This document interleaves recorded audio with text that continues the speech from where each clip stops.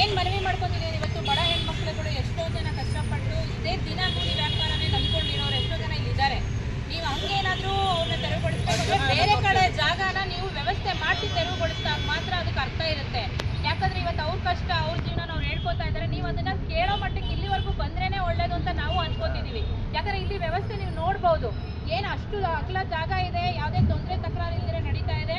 ಇವ್ರು ಹೇಳಿದ್ರು ಈಗ ಕಂಡಕ್ಟರ್ಗಳು ಮಾಡಿರೋ ತಪ್ಪು ಡ್ರೈವರ್ದು ಅಲ್ಲ ಅದು ಅಂತ. ಇನ್ಸಿಡೆಂಟ್ ಏನಿದೆ ಅಂತ ಸತ್ಯಾಂಶ ತಿಳಿದಿರಾರೆ ಇವ್ರ ಮೇಲೆ ನೀವು ದೌರ್ಜನ್ಯ ಮಾಡ್ತಾ ಇರೋದು ಸರಿ ಕಾಣ್ತಿಲ್ಲ. BBMP ಅಧಿಕಾರಿಗಳಾಗಿರ್ಬೋದು, ಯಾರೇ ಆಗಿರ್ಬೋದು, ಅವ್ರ ಹೊಟ್ಟೆ ಮೇಲೆ ಹೊಡೆದು ನೀವುಗಳು ಅದನ್ನ ಸಮರ್ಥಿಸ್ಕೊಳ್ತಾ ಇರೋದು ಸರಿ ಕಾಣ್ತಿಲ್ಲ ಅನಿಸ್ತಾ ಇದೆ. ಇವತ್ತು ಏನಿದು ಬೀದಿ ವ್ಯಾಪಾರಿಗಳದ್ದು ಮತ್ತೆ ಅವ್ರ ಜೀವನ ರೂಪಿಸ್ಕೊಳ್ಳೋಕ್ಕೆ ನಿಂತ್ಕೊಳ್ಳೋಕ್ಕೆ ನಾವು ಕೂಡ ಬದ್ಧವಾಗಿ ಇಲ್ಲಿ ನಿಂತಿದ್ದೀವಿ. ನೀವು ದಯವಿಟ್ಟು ಬಂದು ಇಲ್ಲಿ ಸಮಸ್ಯೆ ಬಗೆಹರಿಸೋದಕ್ಕೆ ಸಹಕಾರ ಮಾಡಬೇಕು. ಇವಾಗ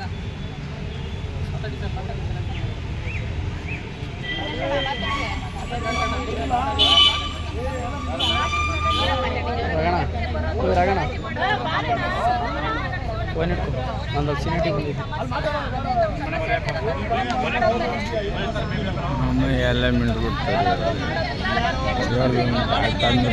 ತಂದರು ಜೈ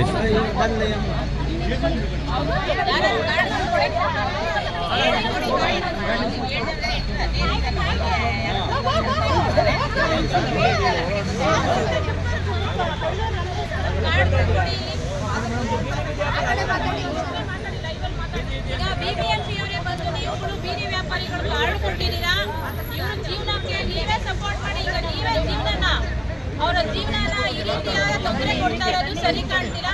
BBMP ಅಧಿಕಾರಿ ಯಾರೇ ಆಗಿರ್ಬೋದು ದಯವಿಟ್ಟು ಈಗ ಇಲ್ಲಿ ಬರಬೇಕು. ಈಗ ನಡೆಯುವಂತ ಕೆಲಸಕ್ಕೆ ನಾವಂತೂ ಬದ್ಧವಾಗಿ ನಿಂತ್ಕೊಂಡಿದ್ದೀವಿ. ಅವ್ರ ಪರ ಇವ್ರು ಮತ್ತೆ ನಾವು ಸಹಕಾರವಾಗಿ ನಿಲ್ತಿದ್ದೀವಿ. ನಿಮ್ಗಂತ ತೊಂದರೆ ಏನಾದ್ರು ಕಾಣಿಸಿದಲ್ಲಿ ದಯವಿಟ್ಟು ಏನ್ ಸಮಸ್ಯೆ ಅಂತ ಇಲ್ಲಿ ಬಂದು ಹೇಳಿದಾಗ ಮಾತ್ರನೇ ನಮಗೂ ಗೊತ್ತಾಗೋದು.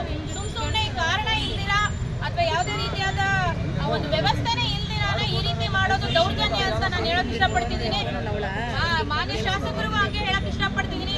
ನಿಮಗೆ ಎಲ್ಲ ಸಹಕಾರ ಬೇಕು ಅಂದ್ರೆ ಇಂಥವ್ರನ್ನ ಬಡವ್ರನ್ನ ಮೊದಲು ಬದುಕಿಸೋದಕ್ಕೊಂದು ದಾರಿ ಮಾಡಿ.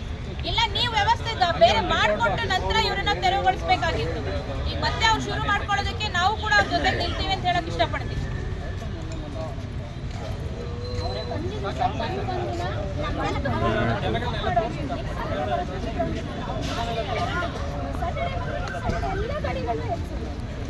ಅದು ರೀಸನ್ ಕೊಡ್ಬೇಕು. ಕಾರ್ಡ್ ಅವರೇ ಕೊಡೋರೆ ಅಂತೆ